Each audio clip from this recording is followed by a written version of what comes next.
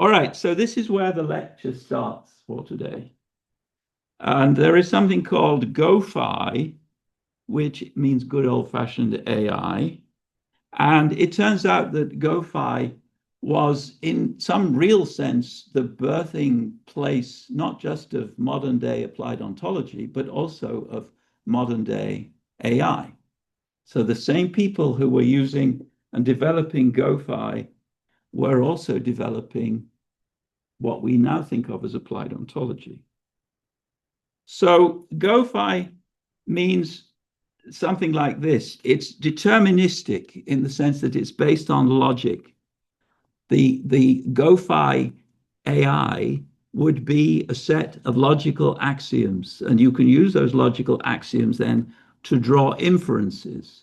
And those inferences would be like the responses to prompts that we are familiar with in modern day stochastic AI. I say here ontology driven. In some cases, they were explicitly ontology driven. In other words, the collection of logically formulated axioms, and I'll explain what that means later, were in fact called ontologies. And I'll give you some interestingly influential examples of that in a minute. What we have today are stochastic, not deterministic, but stochastic or statistical AI models. These are found in what we call machine learning, in deep neural networks, and nowadays, most fashionably, in large language models. So there are two approaches. One approach is based on logic, one approach is based on statistics. And there is a kind of gray zone where the logic-based approach ceased to be so attractive for various reasons, which I will explain, and where gradually alternative approaches arose, which made up for some of the problems with the logic-based approach. And I will describe all of that as best I can in the course of this lecture. Now, some people talk not in terms of GoFi versus stochastic AI, but in terms of weak AI versus strong AI. I have nothing to object to in this dichotomy. It's just that even the authors of this chart and all the links to all the items which I include in my lectures are included in the slides, which you can download from the wiki page when the lecture is finished. So even the author of this comparison chart says that strong AI does not exist. The only thing we have at the moment is weak AI. And by weak AI, we're talking about AI algorithms or AI-powered machines which are built to address certain narrow problems. So this is also sometimes called narrow AI, where strong AI is going to be an AI which exhibits human characteristics. Humans can think about more or less anything, and they can change the direction of their thought on a whim. Weak AI is built to answer certain sorts of questions, to perform certain sorts of tasks. And it doesn't have anything like the flexibility that we find in human beings. So strong AI does not exist. LLMs are not strong AI in the sense of this dichotomy here. That is in part because the large language models and so forth have powers, or have been described as having powers, on the basis of a large amount of hype. And anyone who's interested in reading about the AI hype, they're welcome to look at this book, which I think is very useful. Already a long time ago, people were talking about the AI hype cycle because it's characteristic of each wave of AI that it is associated with hype. That's because building AI systems, retraining people to build AI systems and to use AI systems is expensive. People have to be persuaded that building the systems and training the people is worthwhile, which means that people have to have a reason why we should want to have machines of this sort.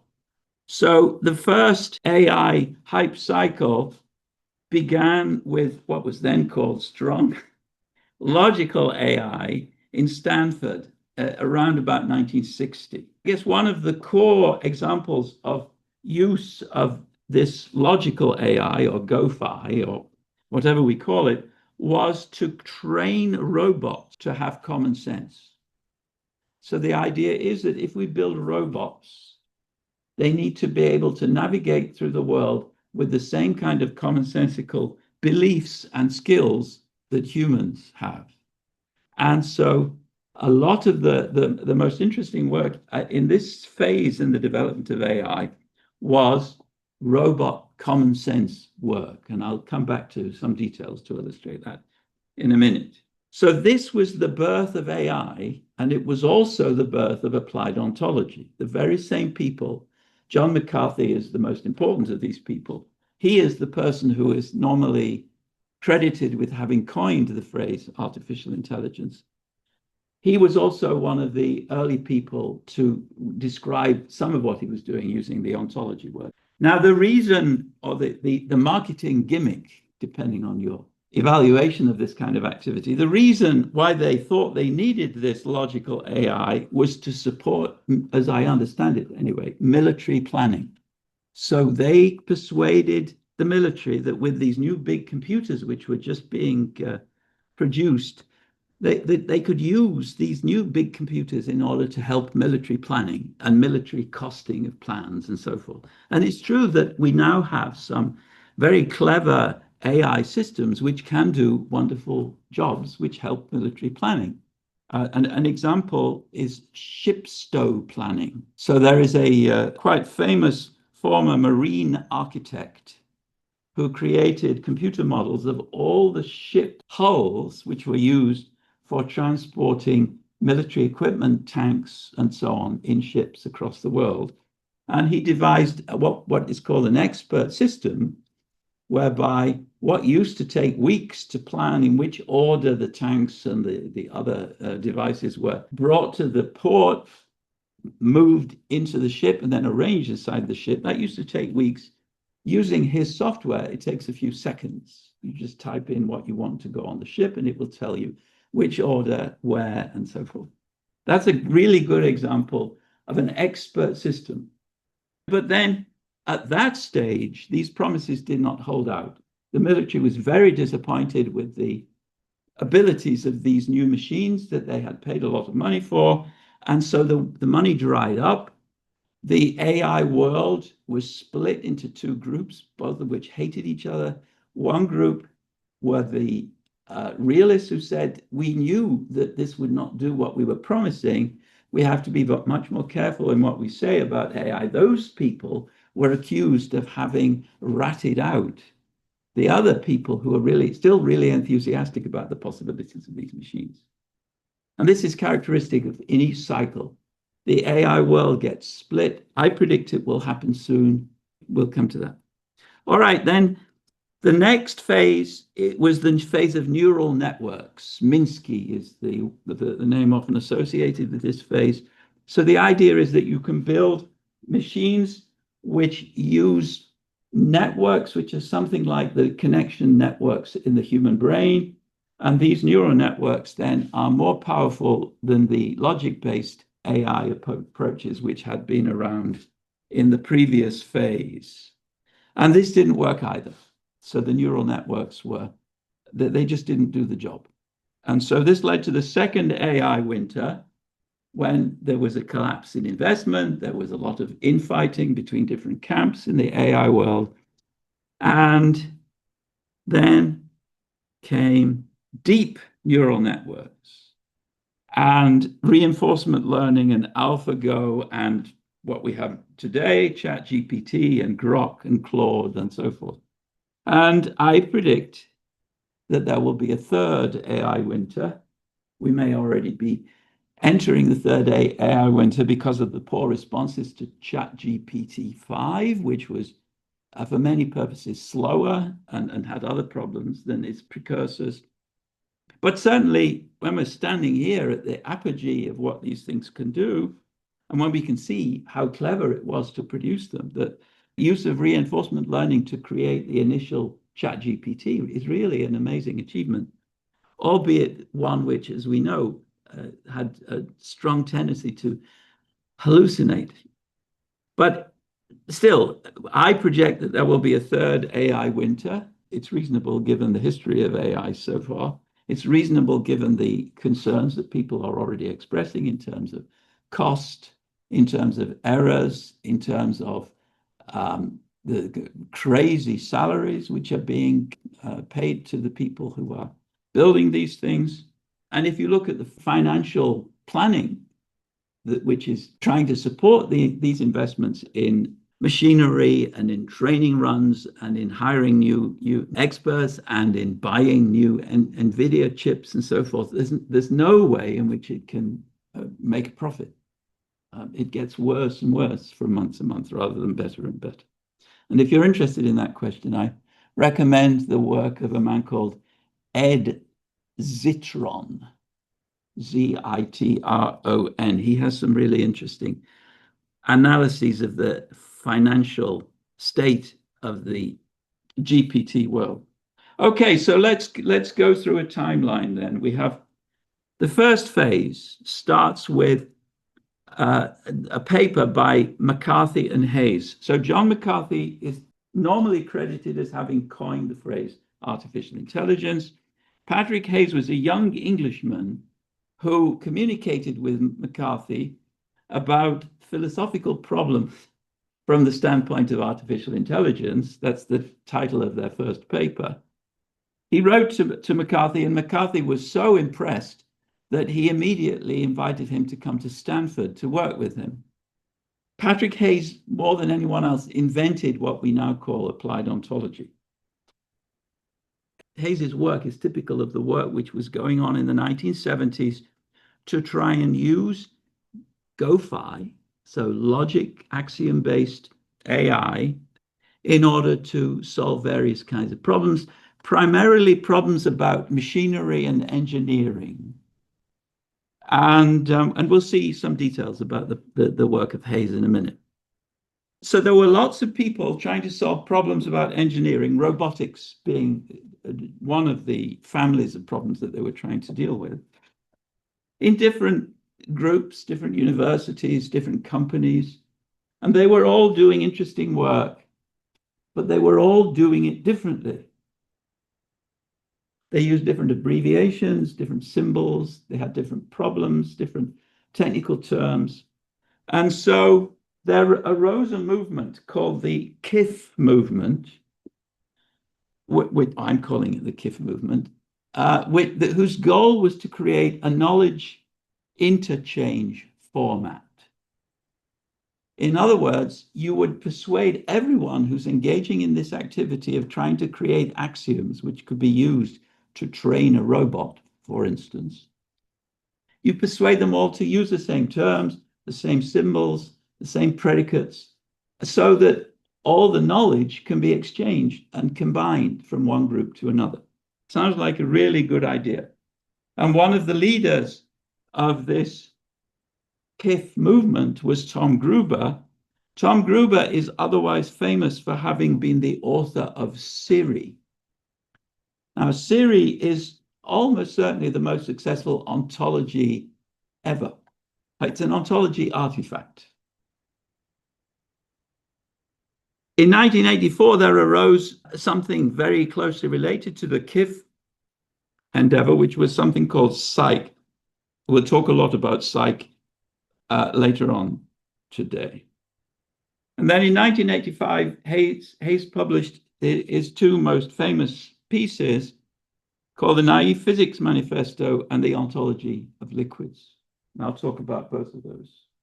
Hayes and McCarthy wrote this piece, and it's about logical knowledge representation.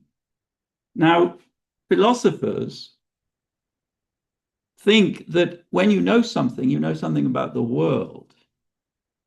And so when you're trying to understand, let's say, how to buy salad in a restaurant with a salad bar, then what you're interested in are things like salad and tomato prongs or tweezers or whatever they're called, and tables and money and the things that you need in order to buy salad.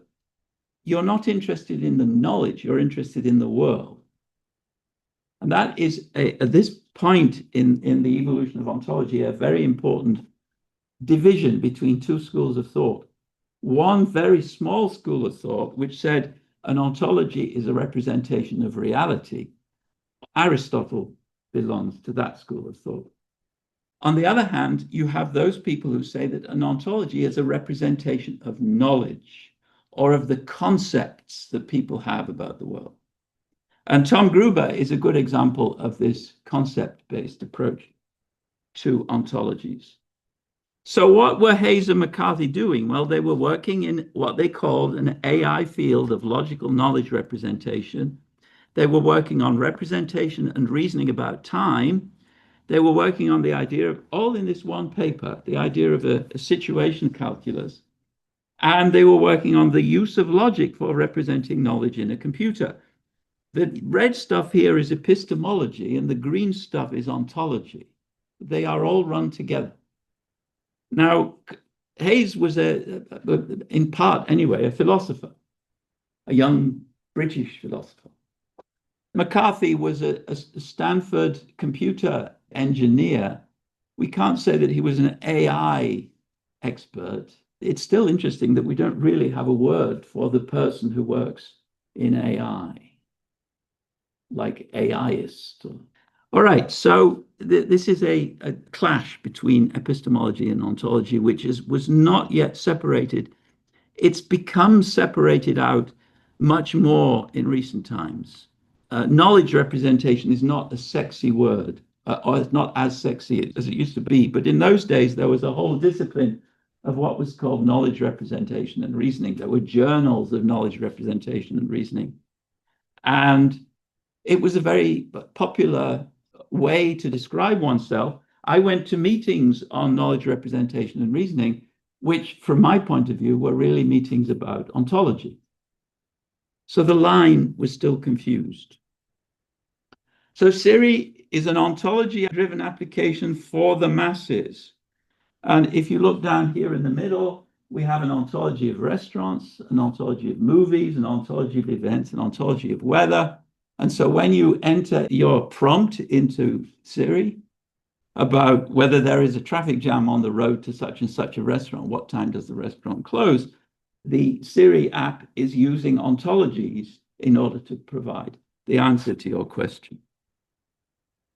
There is this big volume, 800 pages or so, which collects the classic papers in this robotics reasoning about physical systems, machinery, and so forth, to which Patrick Hayes made such important contributions. The two papers of his, which were reprinted in this big volume, are, well, the titles you can see here.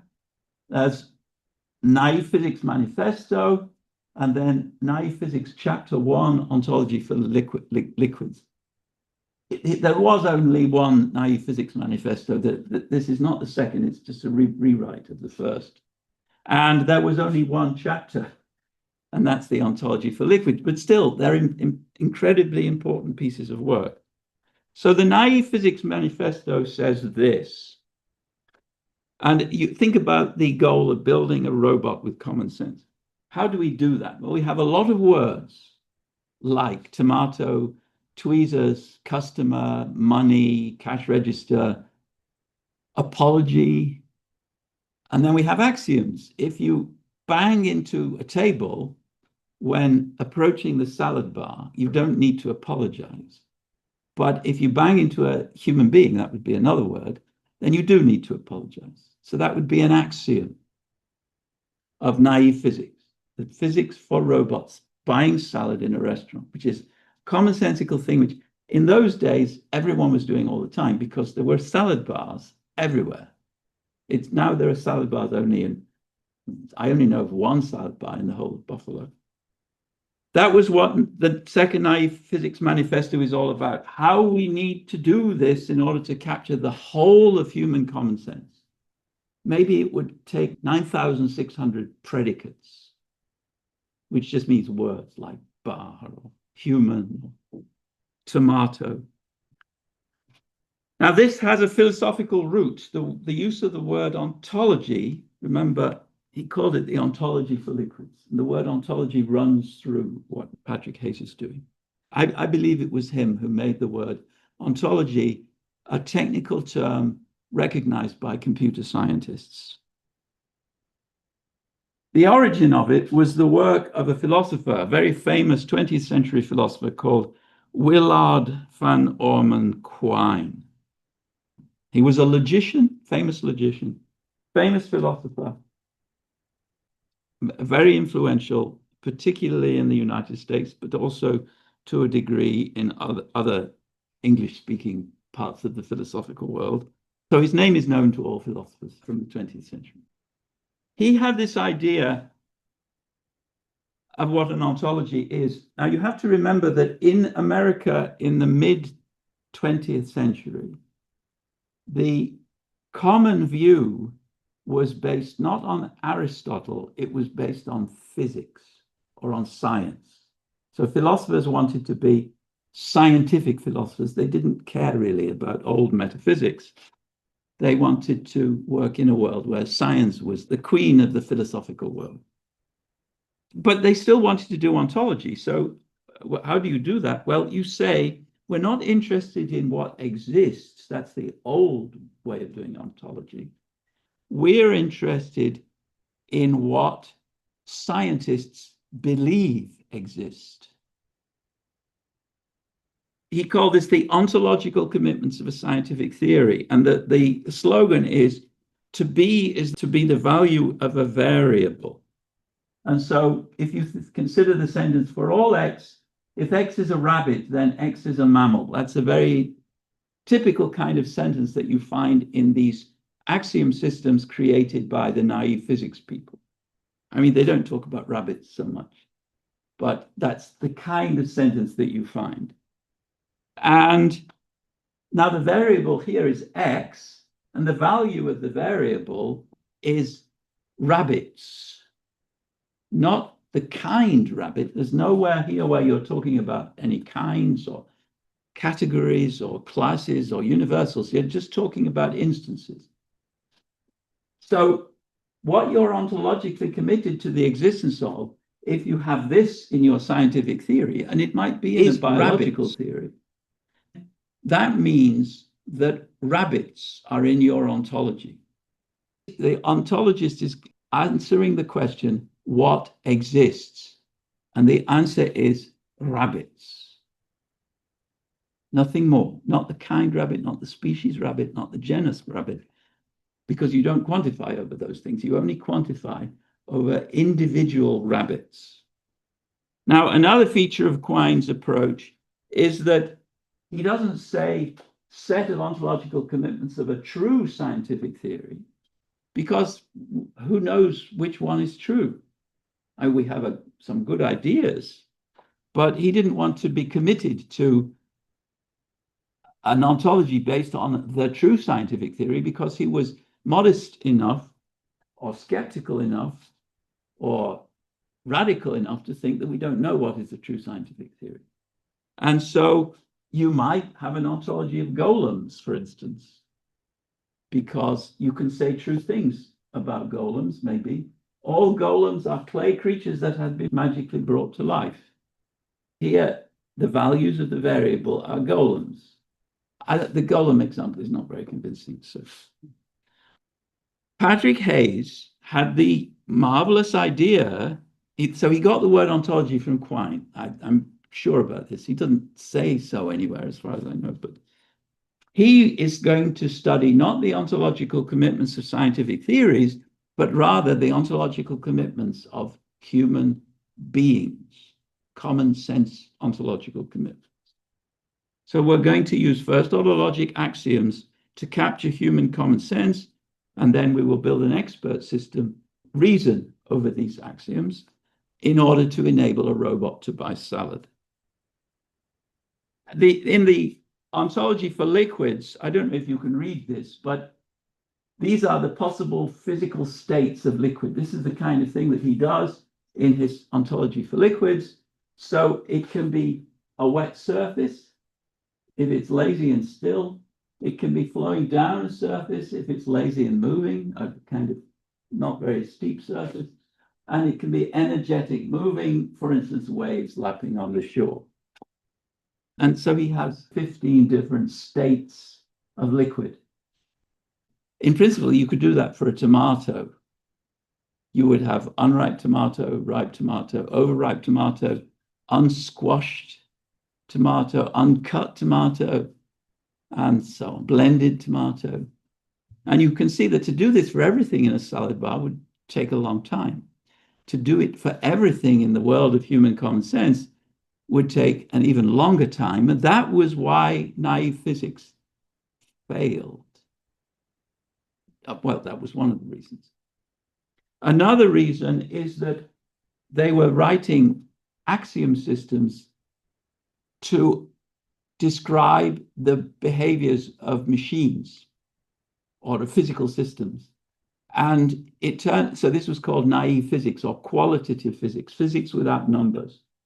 And it turned out that physics without numbers doesn't work very well. You don't get beyond the first 2 or 3 steps.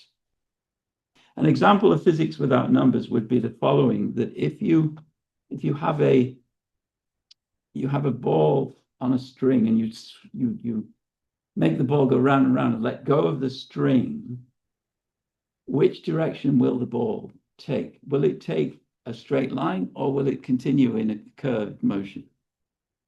Anyone? Yes? Straight line. Yeah, we'll go in a straight line. You're not necessarily naive. So some people would say it continues in a curving motion because it seems closer to common sense. What this means is that naive physics and real physics are not necessarily always in tandem with each other.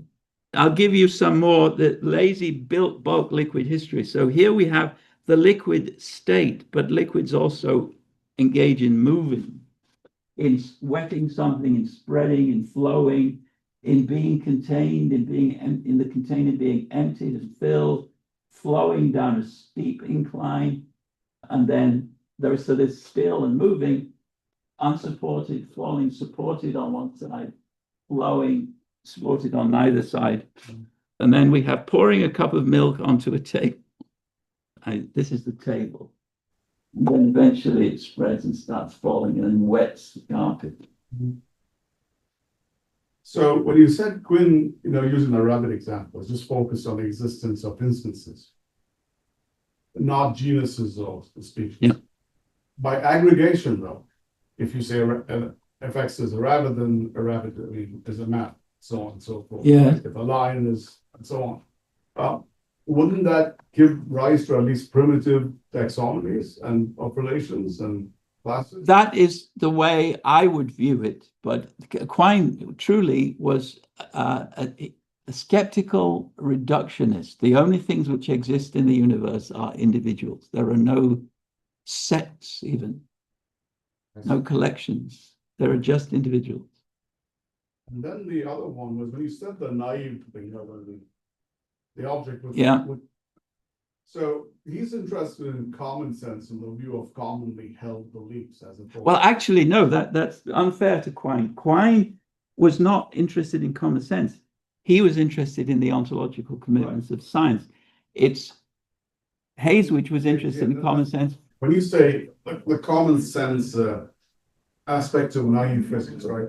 So naive physics is intended to capture what commonly held views about the world, the way people normally think about functioning. So I think the safer way of saying it would be the following.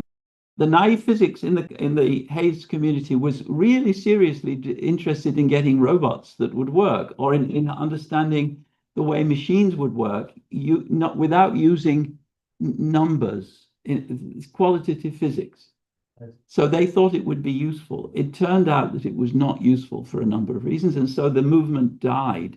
But it left behind this thing called applied ontology, which is, from my point of view anyway, quite important. There is another kind of naive physics, which is a part of psychology, namely studying the physical beliefs that ordinary people have about the world. And I'm going to be talking about that in a minute.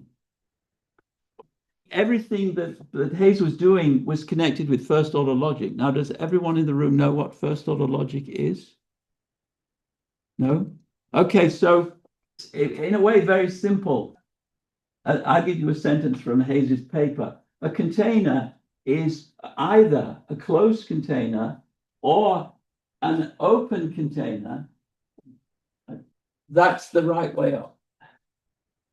You can contain water in an open container only if the container is the right way up. So you have here a sentence which is of the form B holds of O if and only if either O is a closed container or O is an open container that is the right way up. That's a sentence of first order logic that you see before you hear.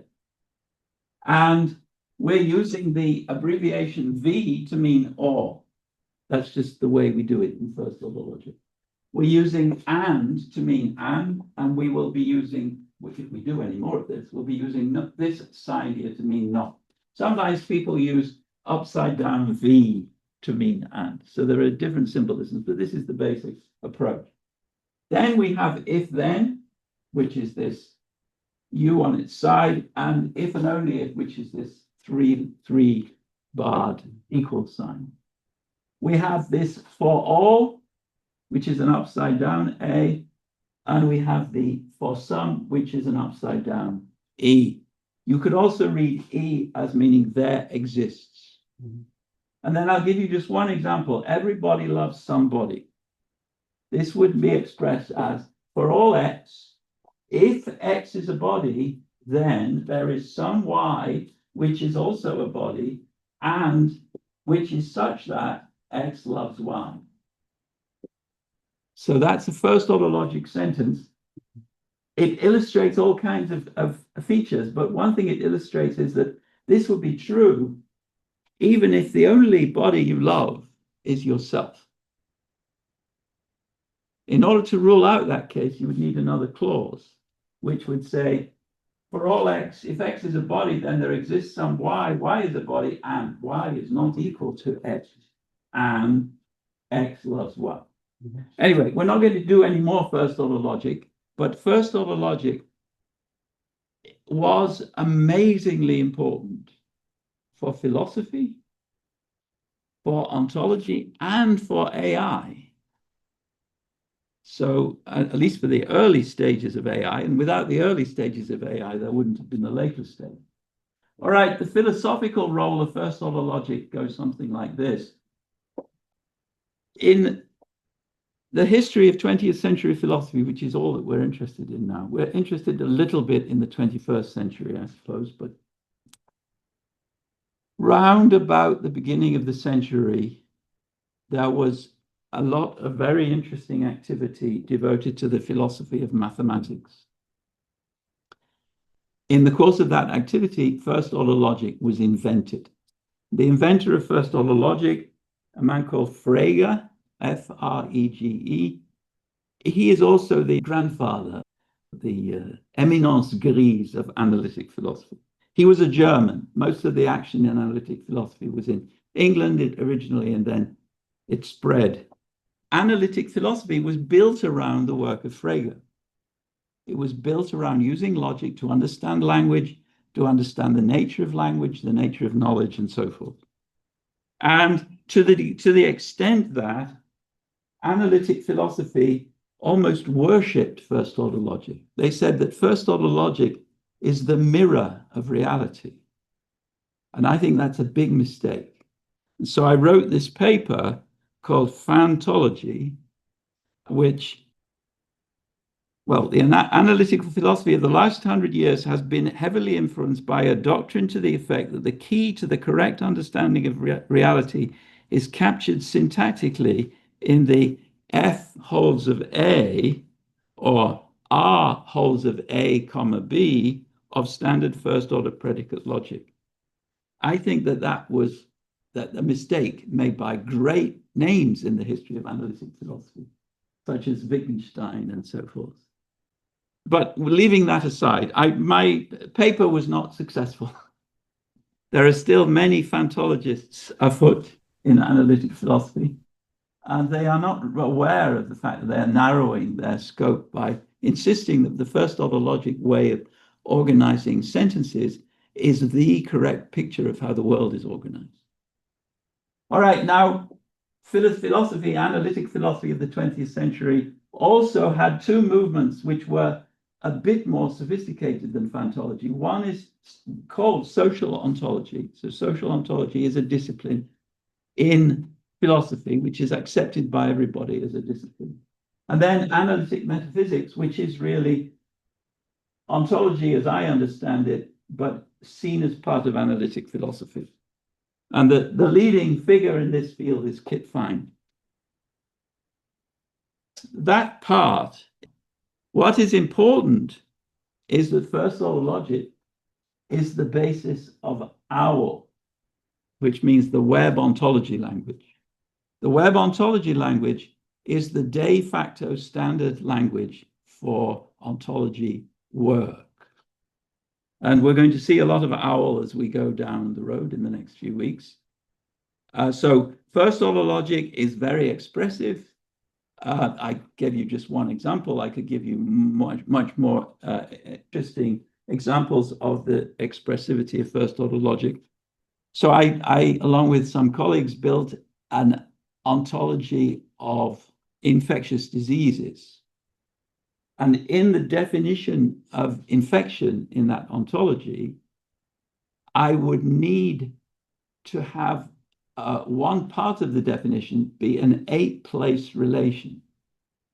So instead of F holds of A, B, so loves John, Mary, you would have something like infected in by, and then you would have 8 terms separated by commas. OWL can't capture anything more than a 2-place relation. First order logic can be used to capture any number of places. You can have a 50-place relation in first order logic. So OWL is very, very narrow compared to first order logic. But the reason why it's used is that it's computationally very useful. It computes more or less instantly. If you give it axioms in OWL and ask them whether they're consistent, it will give you a yes or a no answer almost immediately. If you do the same thing with a collection of first order logic axioms, it might never give you an answer. So it's not computationally tractable. And for applied ontology, we need computationally tractable axiom systems. And so we use OWL. Now, there are some people, including myself, who still use first order logic in ontological contexts, but not in the kind of applied philosophical context where rapid fire testing and applications are needed of the sort which OWL will let you build. How would you handle a problem of that sort, where you have 8 places? Would you use like 4 OWL statements and combine them?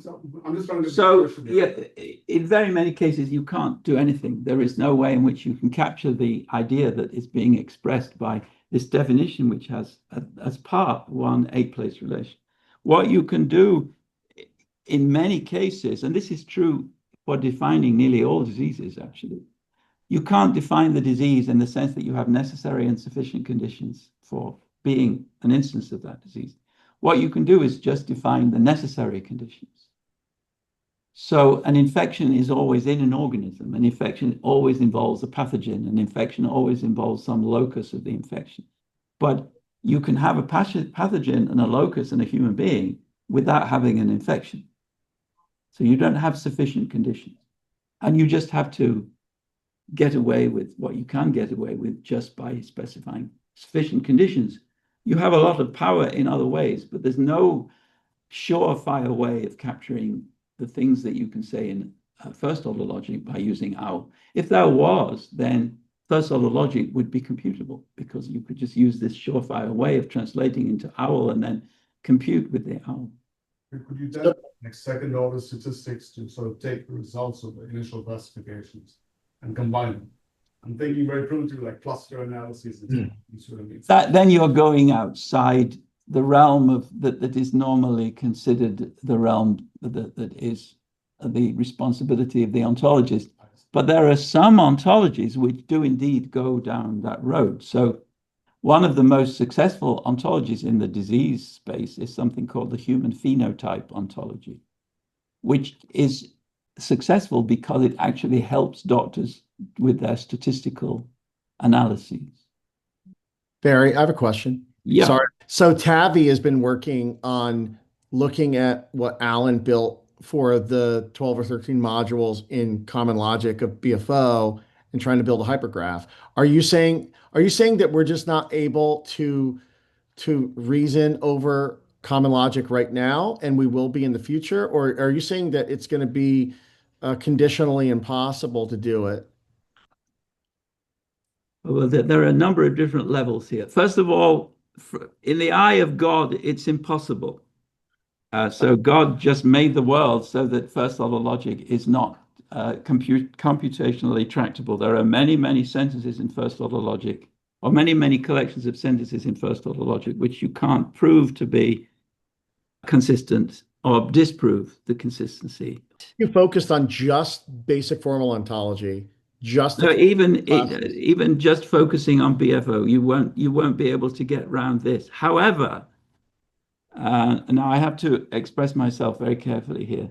There are things called logic theorem provers.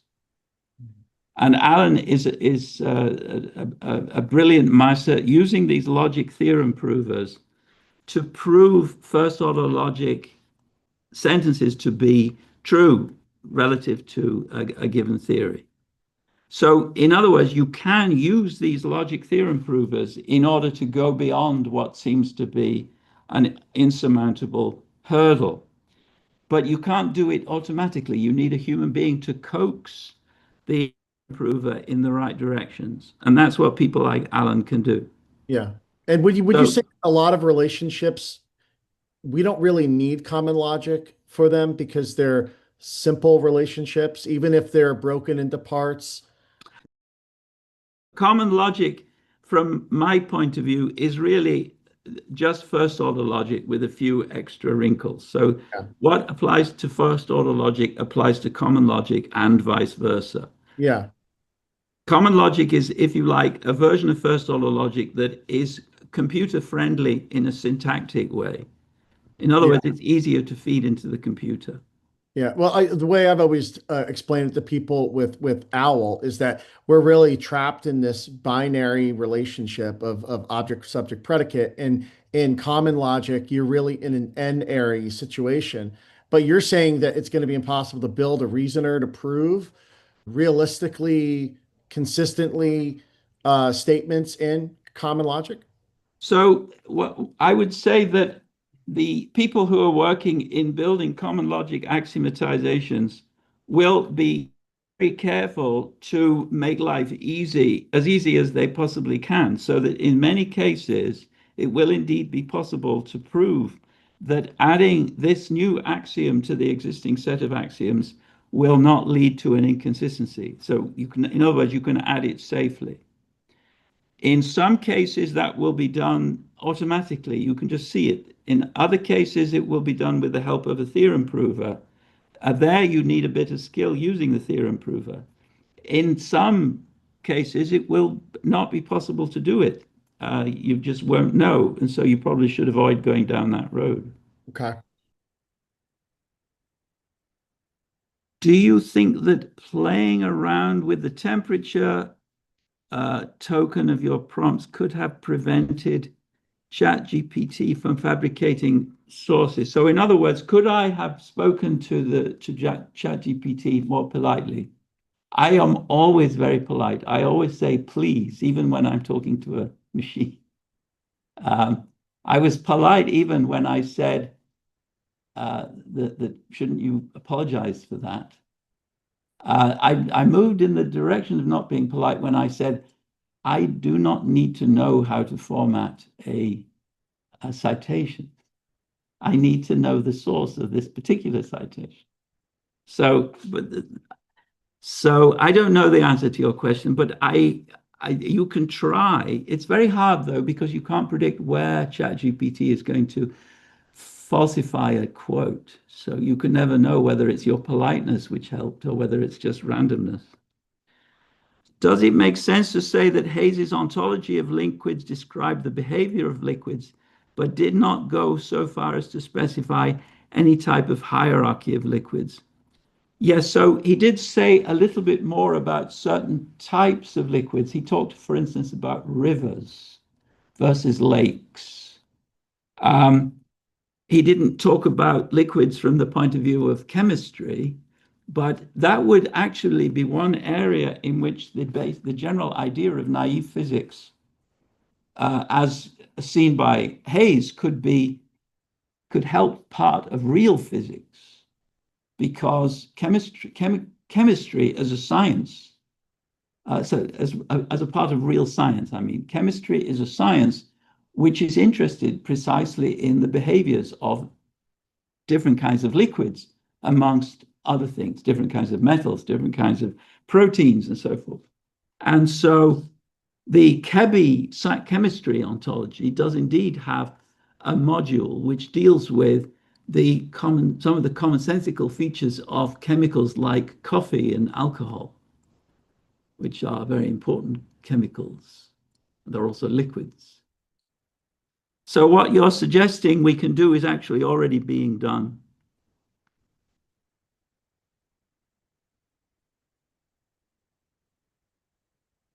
So now, in the wake of Patrick Hayes, in the wake of the KIF movement, ontologies started to be born, which became generally known and used.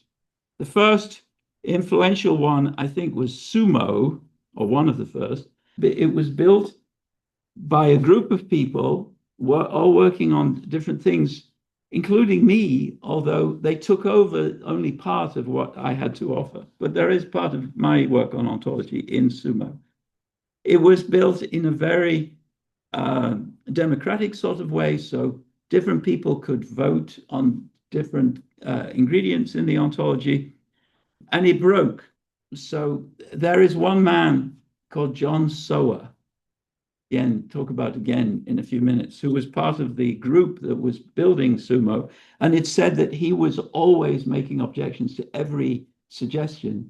And the whole thing just collapsed primarily because of him. I know him. I even like him in some ways, but I can well believe that he did cause the collapse of Sumo. However, Sumo still exists because it was rescued by one of the people who was part of this group. And so you can find it on the web, and there is a book about it. And it's not a bad ontology. It has some interesting features. And then it does incorporate a little bit of BFO, but it's not a true formal ontology. But BFO means basic formal ontology. Formal means completely general. And Sumo contains little bits of chemistry, little bits of physics. It even contains little bits of biology, but not necessarily scientific biology. And so it isn't really used very much. Then there is Dolce. Dolce will play a very important role. Dolce is Italian for sweet. Dolce, it was built by Italians. That's going to be an important part of our talk today. So Dolce stands for the domain ontology, linguistic and cognitive engineering. So linguistic and cognitive, here you see this fusion or confusion between ontology and epistemology. Dolce is really built to be an ontology of common sense, language, and knowledge, cognition. But it looks very much like BFO, in fact. And BFO was inspired in part by Dolce. So that's BFO. There are mappings that show the relations between the two. It's no accident that BFO looks like Dolce. I worked with the Dolce people for some time, and I learned things from them. All right, so then the next stage in the ontology timeline is a famous conference, the first World Wide Web conference, where Tim Berners-Lee used the phrase semantic web. And this was also the birth of the resource description framework, which creates these triples. John loves Mary, the Mona Lisa is in the Louvre, and so on. These are RDF triples, which make triple stores. And then Tim Berners-Lee and some other people wrote a famous paper in Scientific American about the semantic web. And at the same time, OWL and RDF became popular. And this led slowly to the growth and still further growth of a movement called linked open data. So this is a knowledge graph built out of RDF triples. So Lily is interested in Da Vinci, who painted the Mona Lisa. James likes the Mona Lisa, and James is a person, and Lily is a friend of James. So that's what you get from RDF, and you can get a lot of it. So the semantic web is basically seeing the web itself as being joined by all of these triples. That was the dream of Tim Berners-Lee. And using OWL as the web ontology language in order to enable reasoning over all of these triples, because RDF doesn't really enable reasoning, just enables you to make assertions, triple assertions. So the semantic web connects all of these things together, including Google Hummingbird. I have no idea what that is. And this is linked open data, the version of 2009. So it has, this is the version of 2021. I couldn't find a 2025 version. This is the legend, what the colors mean. And this is 2014. So this has the virtue that you can still read it, provided you have me to expand the picture.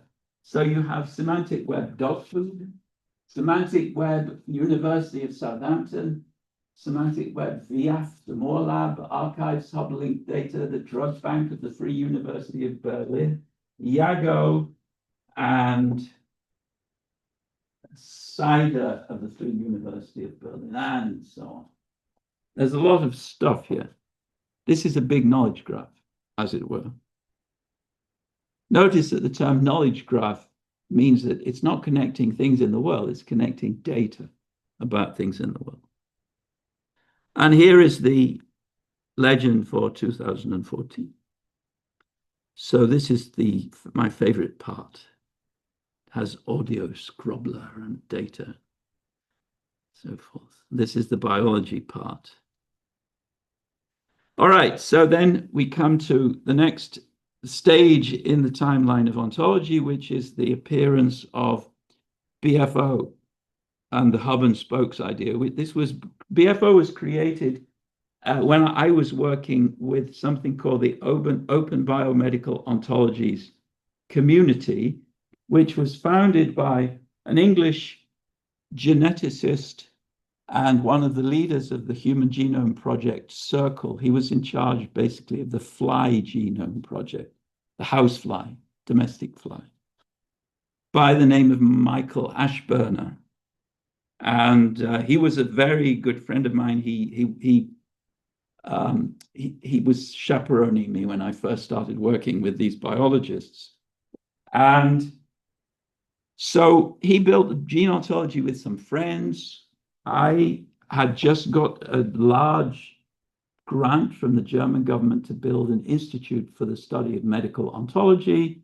I found the gene ontology and I realized that this was going to be the core of my institute. We were going to be working on this because it's so good, so useful. What it does is it connects in a uniform language all the various different descriptions of, let's say, proteins, to keep it simple, that were being collected all over the world with the results of the Human Genome Project, Fly Genome Project, and so forth. So it made this huge collection of energy bursts in different countries become unified so that they could exchange data confidently. And it was built by 4 people in a pub in Montreal on the back of a cigarette packet. And it grew and grew and grew. I encountered it, started working with it. I realized more and more that this was really useful and really important. But I then also realized more and more that it was full of holes, logically speaking. They didn't know what a definition was, although they had definitions for all their terms. They made all kinds of mistakes. So I used my money to invite them to my institute, and I humiliated them in public by pointing out all the mistakes. And Michael Ashburner congratulated me, and he said, "This is fantastic. we want to put you in charge of the logic, the gene ontology, but you have to promise never to criticize the gene ontology in public. And I sold my soul. And for a time, I became very important. Unfortunately, Michael then got brain cancer. And so there is no more Michael. But anyway, this was how I came to be involved. I, along with other people, created what was called the Open Biomedical Ontologies Foundry, which is a hub and spokes structure. So you have a hub, which is BFO, and then you have various ontologies, which are the spokes, and then you have various other ontologies, which are spokes coming out from those spokes. And this ensures that the ontologies are being developed in tandem with each other. And so Common Core Ontologies, the Industrial Ontologies Foundry, BFO became an international standard, and now we have actually it's now called the National Security Foundry, the NSF, which is the Department of Defense and Intelligence Community official ontology repository. All right, so this is the Common Core Ontologies, which is a collection of mid-level ontologies created on the basis of money from the intelligence community, but it's completely open. And this is the Common Core Ontologies collection of space ontologies, which is not quite so open, although you can get better image. This is a bad image. You can get readable images of that. Then we come to the ontology timeline number 3. So in 1980, we still have expert systems. I'll explain what expert systems are in a minute. And they relied, so really the naive physics idea is an expert system idea. They rely on human crafted rules and ontologies. By symbolic rules, they mean logical rules. So Deep Blue, which is the IBM chess playing computer, is an expert system. It's not a piece of AI in the modern sense, anyway. And the most famous expert system, which became a kind of model for a lot of work, it's not good enough in the end for all kinds of reasons, but still, it was a stepping stone towards better things. And now, why is Mycin and Deep Blue, why are they not called AI? And the reason is that as soon as things become used and useful, commonplace, you stop calling them AI. That's what they say anyway. So people call these old things expert systems because they want to reserve AI for the really exciting stuff, which is coming along the pipe. Another reason is that no one would think that Mycin was intelligent. And AI is supposed to mean artificial intelligence. So a baseline for being AI has to be that you are counted intelligent. Of course, none of them are intelligent. But we can come back to that problem later. Deep Blue was not intelligent. Deep Blue was built by brute force computation, really old-fashioned, collecting lots of data and reasoning with it. And we'll come to that idea of brute force computation later on. So intelligence, you have to have intelligence. That means you have to have the smoke of intelligence before your eyes. And you don't have that with an expert system. Now, Cyc is mentioned in this timeline also. We'll come back to that later.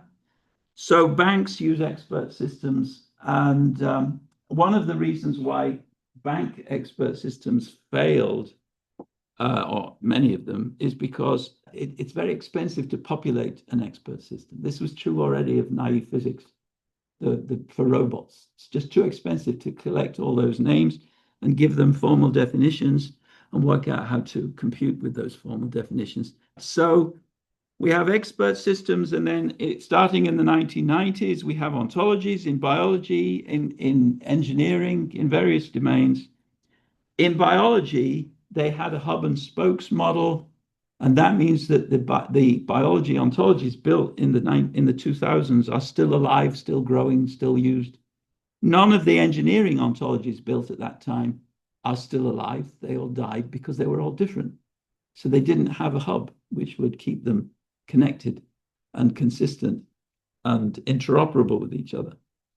We're now trying to build that hub in the industrial ontologies foundry. Then we have the Tim Berners-Lee's semantic web vision, which is a part of this timeline because this is where ontology really became generally known about. And the Google Knowledge Graph was launched. Wikidata was launched, which is a gigantic body of data built around Wikipedia, which it doesn't have a hub and spoke structure. It has this linked open data, I'm not sure what you would call it, spaghetti ball structure. I don't know. But now the beginnings of neuro-symbolic AI emerge. Now you remember that there were two kinds of AI at the beginning. There was, sorry, I described two kinds of AI at the beginning, GoFi and stochastic AI. Neuro-symbolic AI is a combination of both. The idea of this combination came already around about 2012. Now, I've been talking a lot about knowledge bases, knowledge graphs, rather. Now, I will just mention the terminology of knowledge base versus a database. So a database looks like this, and it's very good. You can do things with it. It's not very flexible. If you want to add a new feature about the people in your customer list, for instance, their debts, it might not be easy to change your data structure. But anyway, there are traditional databases. What is a knowledge base? Well, a knowledge base is a database plus an ontology. And you'll see, I hope, how this works. So this is a very simple ontology. We have persons who have names and who have skills. Now, in the database, you just have person, age, name, skill, and so on. And the problem is that another database, which you might want to join with, uses different codes for person. It gives the name in a different format. It puts the last name first. It uses special codes for skills. Part of it gives numbers to skills and so on. And so when you try to put the two together, you will fail. If you have an ontology, then you can put things together. So we have these ugly codes here. These are 4 different database models. So I'm just giving you one line of data. This doesn't have persons, it has person IDs and skill IDs. This has skill IDs plus the name and the description of the skill. This has an ID for a skill description. And this has an employee ID, which is a person, associated with a skill name. So skill name here, skill description, skill ID. There's just no way of putting them together. Now, what you do is you have this little ontology and you tag each of these data models with a term, the very same term for the ontology. So this is what you get if you try and put the data together without the ontology.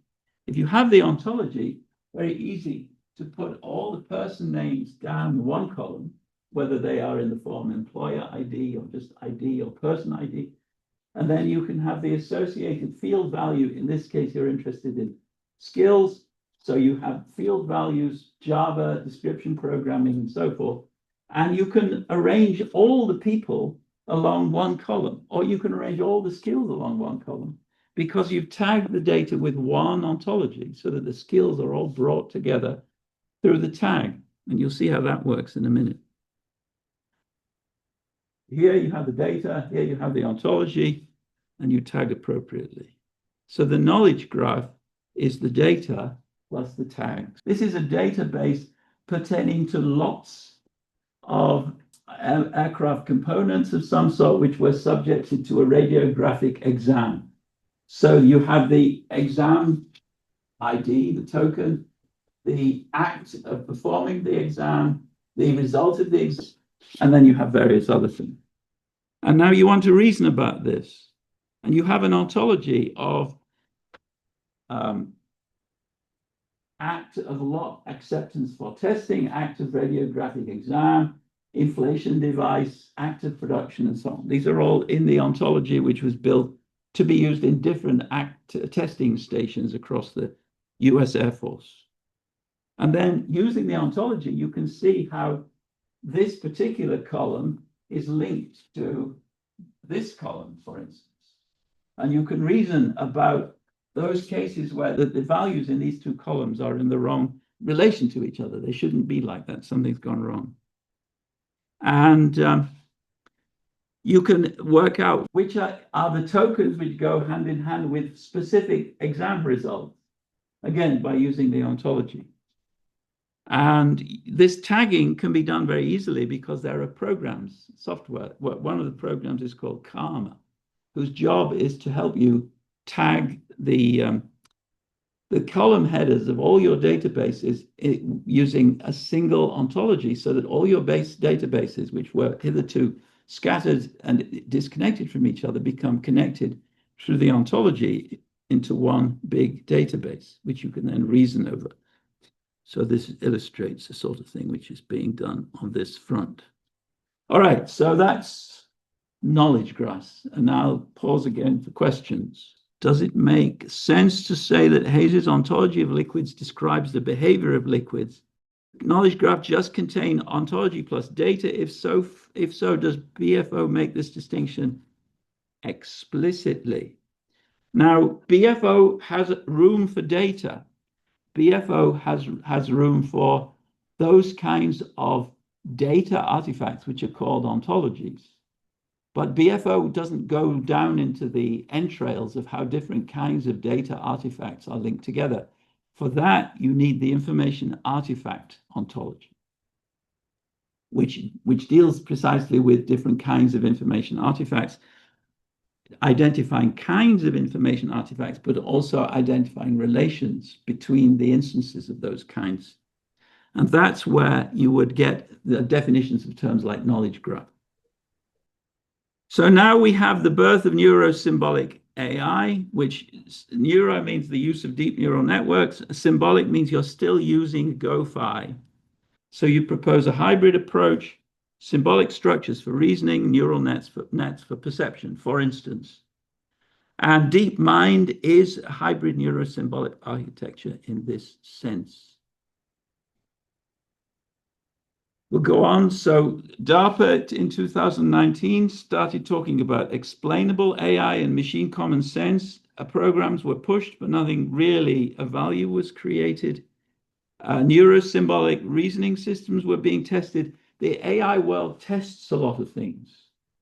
ChatGPT broke through because the thing it tested turned out to be useful to a large population of people. And for me, it was useful because it was an interesting toy. Other people find it valuable for their companies, but it broke through. Lots of other things which were tested by DARPA and by other organizations didn't break through in that way. Integrating LLMs with knowledge graphs is something that people are interested in. I would say that they are riding on the back of the LLMs, but they see the problems of the LLMs and they think that some of the older ideas can be used. Knowledge graphs, for instance, which is to say ontologies, can be used to counteract some of these problems. I'm not going to talk about this because John Beverly is going to talk about how knowledge graphs are used with LLMs on November the 3rd and November the 10th. And now, current trends, knowledge graphs are increasingly serving as memory for LLMs. Neuro-symbolic AI focuses on explainability and reasoning beyond just pattern recognition. So this is often framed as a way to overcome the limitations of purely statistical AI. So we started here. There are two approaches. One is implicit. So this is a piece of terminology, actually, which I think is important. I say here that deep neural networks and large language models are implicit AI. The intelligence or whatever it is that is at work is hidden. It can never be explainable. A typical link between a prompt and a response in ChatGPT is going to be an algorithm which might have a billion parameters or hundreds and thousands of parameters.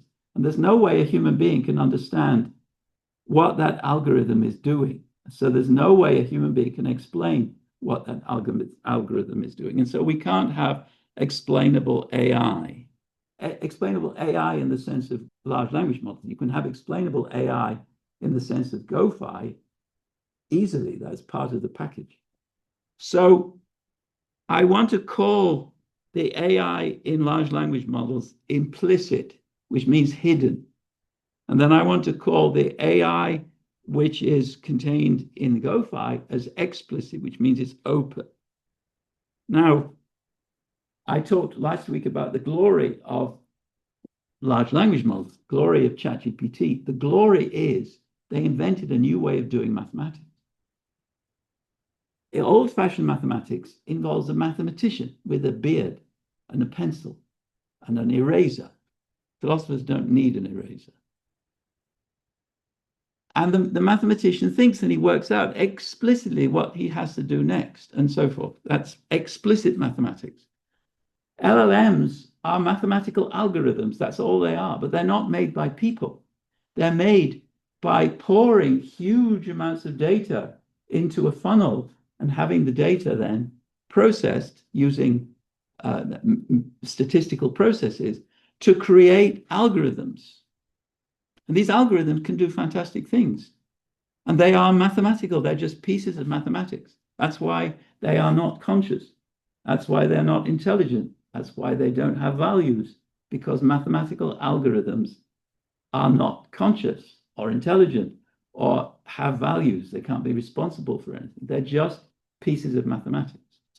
Now, this is this opposition between explicit mathematics and implicit mathematics is comparable to the opposition between two kinds of steps in a conversation. So when I say something, what I say, my utterance is explicit. You can hear it. But what I'm thinking, you can't hear or see or know. And similarly, I can't hear or see or know what you're thinking before you speak. So each conversation is a collection of explicit and implicit steps, turns, as the linguists say. And so what we're dealing with when we're trying to make a machine which would participate in human conversation is a body of data, half of which is inaccessible. We can only access the explicit part of the conversations that we are recording. So however many recordings ChatGPT might trawl out of the YouTube videos or whatever it is that it's using, they will always only be half the relevant data.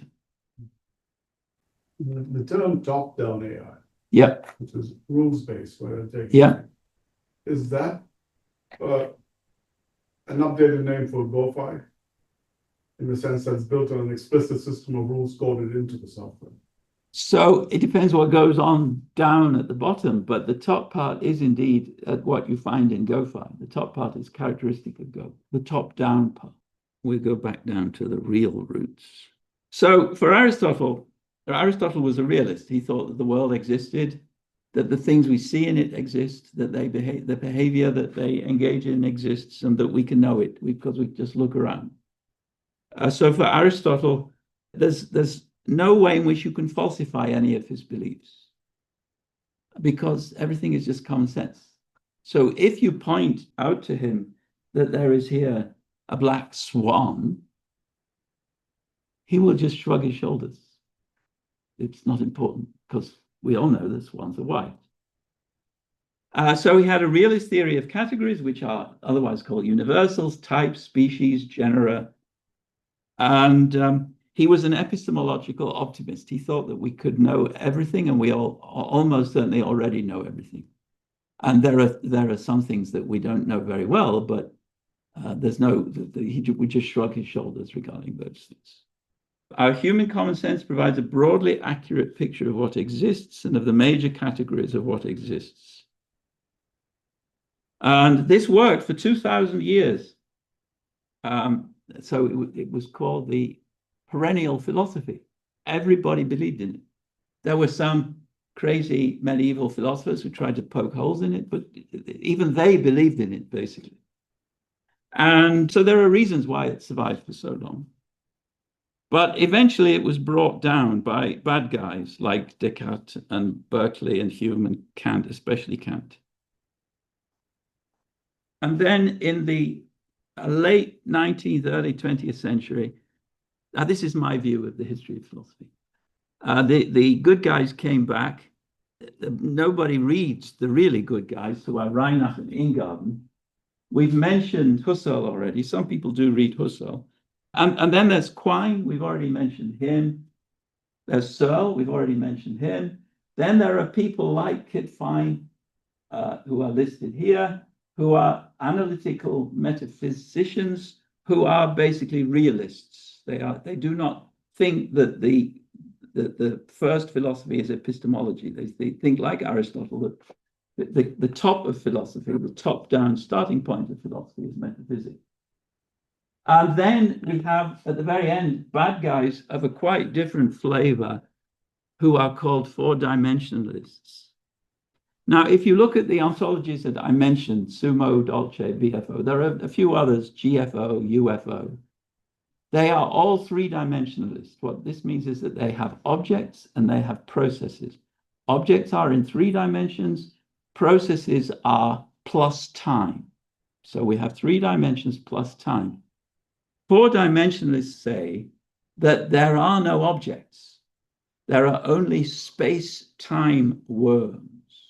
Everything in the universe, including the universe itself, is a space-time worm. Now, Quine was not a four-dimensionalist, but he was an anti-realist. So that means he rejected the idea of a mind-independent reality that would exist independently of our best scientific theories. It's obvious. We can only know what's in our best scientific theories. Therefore, we can't know about an independent reality. That is a characteristic bad argument in philosophy. And another version of that argument is we can only see with the help of our senses, and therefore we can't see what really exists independent of our senses. There's a whole junkyard of such bad arguments proving that we can't know what the world is like. All right, so Quine was one of those. John Searle was a realist. He was a good guy. I'm not sure whether he was a good shot, but he was a good guy. And he founded the modern discipline of social ontology. And then Roderick Chisholm is another good guy. He died, and his following, to which I belonged, rather collapsed after he died. But he wrote a very interesting book called A Realistic Theory of Categories, which gives you some idea that he was on the right lines. And this looks like a reasonable starting point for an ontology of categories, and his heart is in the right place. But it's not BFO. There are things missing. And then there is the real bad guy, David Lewis. He was almost certainly the most influential philosopher in the United States in the second half of the 20th century, and even still today, in the sense that nearly all the important figures in philosophy were his students. So he was in Princeton. The idea, it gets worse, but I won't go into all the bad parts. There is no space, there is no time, there are no enduring objects, but only a gigantic universal space-time worm. So there's no Donald Trump. There is only a sequence of Trumpinating processes, which unfold through time. And then the question is, what is shared in common by the first and second terms of the Trump presidency? And the three-dimensionalist says Trump, but the four-dimensionalist can't say that. They have to talk around it somehow. These people really do exist. They're influential. They are in charge of big government projects. All right, so applied ontologies come in two types. There are the broadly successful ones. I could list GFO and so forth. And then there are the four-dimensionalist ones. So they've been around. They get funding. They are important in some realms for incidental legal reasons, particularly in the oil and gas production industry, where the ISO standard for data handling is based upon this four-dimensionalist junkyard crap. So I wrote this paper called Against Idiosyncrasy in Ontology Development, which is about ISO 15926 part 14, which is where this four-dimensionalist ontology is put forward as a top-level ontology for oil and gas production facilities. I'll give you one example of one of the easier definitions. A class is a thing that is an understanding of the nature of things and that divides things into those which are members of the class and those which are not according to one or more criteria. Now, one obvious problem with this definition is that it's circular. You've got the word class on both sides of the definition. But otherwise, it's completely useless. We don't know what an understanding is. We don't know what a nature is. Anyway, it's fun. If you want to read a funny piece of ontology, then you could read this. All right, the birth of applied ontology. We already met Quine, and we met Patrick Hayes. We can see that Patrick Hayes wrote important things. He's still alive. He works at the Institute for Human and Machine Cognition in Tampa. And he was born in England. He studied mathematics. He taught philosophy alongside computer science, cognitive science, and so forth. And he worked for Xerox PARC. He was president of the AAAI Association. He was really an important figure. And his research interests were all of these things. So philosophical foundations of AI and computer science, ontology design. He was part of the team which was trying to build this. I don't really believe it, but this is what it says on the website. And now we come to the strangest of all things in the ontology timeline, which is Italy. So I mentioned Dolce, and the Italians invented applied ontology as an institutional phenomenon. They had the first institute, first conference, the first journal, all kinds of things that they did first. And this was almost all of it due to Nicola Guarino, who organized the first international conference on formal ontology. He created with his colleague Dolce. Smith worked for a time with Guarino, actually, but also with two other Italians, Casati and Vazzi, who are quite important figures in philosophy and cognitive science today. BFO was built in part on the basis of time I spent working in Padua with Guarino.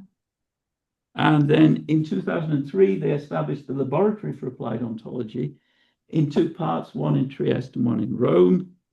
And the working group in applied ontology that they started was founded in 1991. We've seen that already. And then Nicola wrote a paper about me, and it starts like this. Let me start with a confession. I feel responsible for the fact that Barry Smith is not a philosopher anymore. I used to be a philosopher, he keeps saying. Now I am an ontologist. On the other hand, Barry is definitely responsible for the fact that, as some people say, I am not an engineer anymore because I'm irreversibly contaminated by philosophy. Now, I visited LADZEP, this institute, in 1993. Later in the same year, there was a fire in LADZEP. And so the library was practically eliminated. But there were two books which survived. One was this, and the other was a French translation of Aristotle's Catechism. So they were the most important books, obviously, The Eyes of the God of Fire. Now, in 1993, in Padua, Nicola organized, I think it was the first international workshop on formal ontology. And Thomas Gruber gave a keynote at that conference. Roberto Casati and Achille Vazzi and I gave a talk on Ontological Tools for Geographic Representation at a conference in the same series a few years after that. And so this is all of it in one way or another connected with Italy. That's the point I'm trying to make. And I will come to an end, I guess, with one more joke.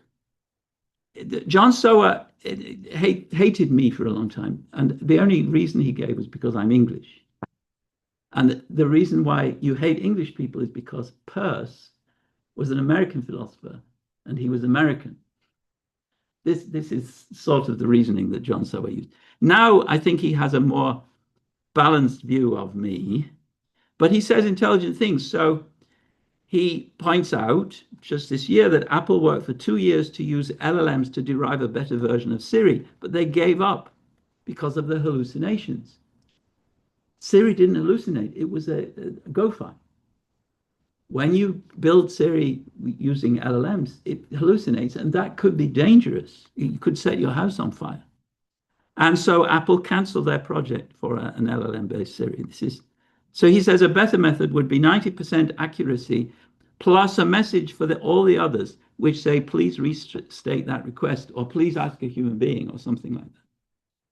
So a good hybrid system would be much more reliable and vastly cheaper than the behemoth for which Elon M is wasting billions of dollars. This is what he looks like. He gets angry very easily. And so in 2002, I founded this institute in Germany, which I mentioned. And the same year, somebody wrote to him saying, what do you think of this Barry Smith? And he said, Barry S. is not someone that I would recommend as an expert on ontology, and certainly not on its applications to information technology. He has published a lot of nonsense. I didn't cite Peirce, you see. That was the problem. He has published a lot of nonsense in which he never cited Peirce on the subject, which seems to have misled many people, including the people who gave him the money. But I seriously doubt that anything useful will come of it. On my YouTube site, you can see some short videos. One is about 1 minute, 7 seconds long, about him engaging in an argument with me. I'll just finish with Gary Marcus. So Gary Marcus is one of my heroes because he attacks Sam Altman all the time for all the right reasons, which are the reasons which we give in our book and which are still valid. He himself wrote a book called Rebooting AI. Ernest Davis, who was his co-author, is one of the naive physics movement, the common sense ontology movement. And they've worked together on a number of things. So building artificial intelligence we can trust means building artificial intelligence which is based on a good ontology. Now, he chose the wrong ontology. I said I would talk about Cyc. So this is Cyc. I need to be very quick. So this is something that I talk about a lot, especially on LinkedIn and things like this. I had somebody in my company go to an AI convention out in Vegas 2 weeks ago, and he's like, they never mentioned ontology. Is it because the people like Sam Altman think that, like, if you talk about ontology or knowledge graphs, it's a step backwards and they want to go forwards? Is this an ideological thing where they want to not talk about things that have been founded for 20, 30 years because they feel as though it's not, No, I think so. All the ontology work that's been done, or at least huge parts of it, is in there. It's in the training data. It's just that it doesn't govern anything. Yeah. So the reason why ontologies are useful is because you can use them to govern data repositories in such a way that the data inside them becomes interoperable. But it's funny because it's like they hide the fact that they use ontologies, but then you look at all of these companies and they're constantly hiring ontologists. That's another story. I don't think it's right to say that Sam Altman or ChatGPT uses ontologies. I would say that they have ontologies in there, but it's part of the general soup. It adds a little bit to the statistical signals on occasions. It can read back a paragraph in BFO terms if you ask it to do so, and it will do quite a good job. A paragraph about anything, golems, if you like, it will give you a BFO analysis, but it will give you analysis in 98 other different frameworks, including nonsense frameworks. So an analysis of this passage in the eyes of golem believers or something. It doesn't favor one particular approach to the way in which prompts should be responded to. It will allow you to issue prompts of any sort. So I don't think there's any there's a conspiracy here. I think it's just that ontology is buried in the soup of everything else. There are people like Sir Ernest Davis and others who are working seriously on neuro-symbolic AI. They are taking ontology seriously. Yeah, I found that I think, Barry, that you mentioned how like things stop becoming called AI when they figure out what it is. And that Gartner has that trough of disillusion after their hype Yeah. cycle. And I feel like when these AI companies get down in there, they start trying to call people like us because they're trying to get it out of that trough. And I'm hoping more of them call people like us. I predict that something like that will happen. All right, so let me just finish with a little bit on the Cyc. It's short for encyclopedia. It has top-level categories. If you look at the very bottom, it has the category composite tangible and intangible object. That's you and me. So we are composite tangible and intangible object because we have minds, which you can't touch. And it has the following entity: conceiving something, biological reproduction event. So conceiving something is conceiving a baby. And it's a collection of events, which is a sub-collection of the biological reproduction event. In each conceiving something biological reproduction event, someone becomes pregnant. And then the immaculate conception is the conceiving something biological reproduction event in which Mary, mother of Jesus, was conceived. So both of these are part of common sense. This Cyc is an encyclopedia. In some contexts, he calls it an ontology. It still exists. Lots of people are working to build it. It gets bigger and bigger. It's built using first-order logic, as I understand it. And it's made of definitions like this and axioms. And I've been part of projects where it's been applied, and I was not impressed by its usefulness. And you now see Cyc being Doug Leonard died not so long ago. Cyc is History's Forgotten AI project, and then there are obituaries for Cyc, and so it achieved long-term financial stability. It will go on for a long time. There are still people working on it, but it doesn't do anything better than other competitor things. All right, that's the end of this week's lecture, and we can spend time for questions if anybody wants to hang around. How does four-dimensional ontology work? I mean, if people put money into it, as you pointed out in the slide, but how are the massive, time space that are going? So I don't know because I don't understand four-dimensionalism, but I can tell you this. You know what a digital twin is? A digital twin is a... Chris Partridge came to Buffalo, a week last year, Barry? Yeah. And he came to our class with John a few times, and I had some long discussions. Is that what you're talking about? Yes, absolutely. He is one of the lead conspirators in this movement. Yeah. So John doesn't even know if he's actually building an ontology. He thinks he's building something that might be important. But what was the question about Burrow?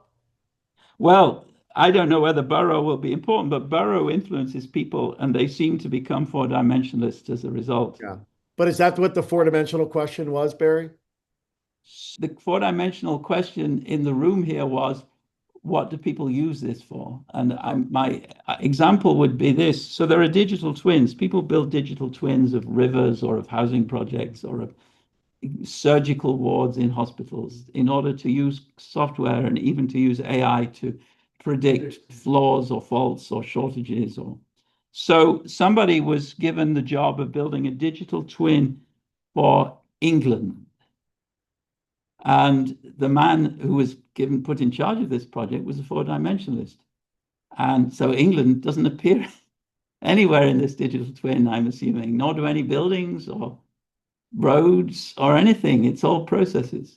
And he got the MBE for his work. So but I think it was the MBE, which is the Master of the British Empire, which is a kind of knighthood. And then he died. He didn't die, of course. The process came to an end. Chris Burrow, he tried to explain this to, I mean, he explained it, but basically it's almost like a Calvinist approach where all points in time of an occurrent exist at the same time. You know, the full, so it's sort of like, well, if the ship is being built, you already account for the pieces of the ship that haven't been built before they've been built. I really don't know how useful that is. So if it's useful, then I already know of an alternative which is more commonsensical. And John Beverly and I just wrote a paper on it. Yeah. I mean, I don't think it is useful. I think it's kind of useless. I mean, I think it's worse than useless because it's not commonsensical. yeah. So you're not going to get people to take it seriously unless it coheres with what people assume to be commonsensically true. I much more rather have the idea of, independent continuant that can exist like the ship of Theseus, and it can account for the fact that it remains itself, even if it changes over time. But this idea that things can change over time and that time is an important, valuable asset, not just to be looked upon as like we're inside of a tesseract. Yeah, so that you're just describing what BFO does. Oh, exactly. All right, I'm going to stop now. Hey, Bear, before you go, are you going to share the paper you've co-written with John on this? I do not have the most recent version, but if you raise that next week, then I will. Well, actually, if you send me an email reminding me, that would be the best. I'll get the most recent version. Will do. Thank you. Okay, so thank you all very much. Now, I think the main lesson to be learned from the success of BFO-based ontology development, particularly in the biological world, is that if you have large numbers of people using an ontology framework, then there is accumulation of knowledge on the part of those people so that the framework becomes better. The teaching tools become more sophisticated. The number of people who are familiar with the principles which need to be applied becomes larger, and so they can help other people to apply them more correctly. And also, most importantly, the ontologies themselves become better because if you have multiple users, then they find errors, and then you have the opportunity to correct the errors, and then the ontology gets better because of those corrections. And the gene ontology is now much larger than it was when it was first created, precisely because all of those thousands of users of the gene ontology are confronting real data about biological phenomena on a daily basis. And when they can't find a correctly defined gene ontology term for a given phenomenon, then they will request from their editors that a corresponding term be added to the ontology. And this is another argument why users, having lots and lots of users, is an indispensable criterion for having an ontology which is not only good, but also evolving into something which is even better. So something like the Peirce-Wilkins ontology that John described will only be able to evolve into something better as soon as he's able to recruit even one user. And I still am making the bet that in 5 years' time, he will not have recruited even one user. First of all, it's just something that I cooked up just very recently. I originally only had Wilkins version, and it's only. But John, you said it was the best ontology you'd ever seen. Yes. So you can't have it both ways. You can't make the excuse that it was just something you cooked up a few minutes ago and then say the best ontology you've ever seen. I am saying that I include everybody's ontology under it, and everything that you have said about VFO fits perfectly, beautifully into this ontology as a special case, as an approximation to this. Now, the point is that I agree that I have to take those labels and show precisely how they map into very nice, formally defined top level. I also point, however, that BFO has a huge amount of users that has added a lot of what one might call encrustation that it does not belong where it does. the information artifact ontology, all that information about affordances and so on, those are all information things that belong on the left-hand side. Anything that deals with information, anything that deals with sign, anything that deals with the paper shuffling, with the electron shuffling in a data computer, all of that is semiotic. All of that belongs on the left-hand side. And, okay, then. So, in other words, you agree that the BFO, IAO, and so forth are not, in fact, specializations of your Peirce-Wilkins universal best ontology. Because we put the things on the wrong side. So it's every ontology is an approximation, and if it's not an approximation, then it is extremely brittle, and it cannot be used for more than one teeny-weeny tiny application. BFO has existed now for 14 years, and it's changed hardly at all. The gene ontology has existed for 20 years. It's been used by thousands of people, and it's not brittle. It's not irrelevant. It's totally so you say all ontologies of type X. Yes. Please, both of you. I think we've covered this enough. Still something burning. We don't want the room to start on fire. Okay. It's so scary. So if you want to say that a given ontology, say the Peirce-Wilkins cubed ontology, is higher up the tree than another ontology, say BFO, then you have to provide a true path connecting the lower to the higher. John doesn't tend to do that detailed work. I will do that. He loses his temper instead. And so that's the difference. That's the difference. I will do that. Okay. I will come back in 5 years and see if you did it. I'll do that tomorrow. All right. I think we've addressed that, and we've run out of time.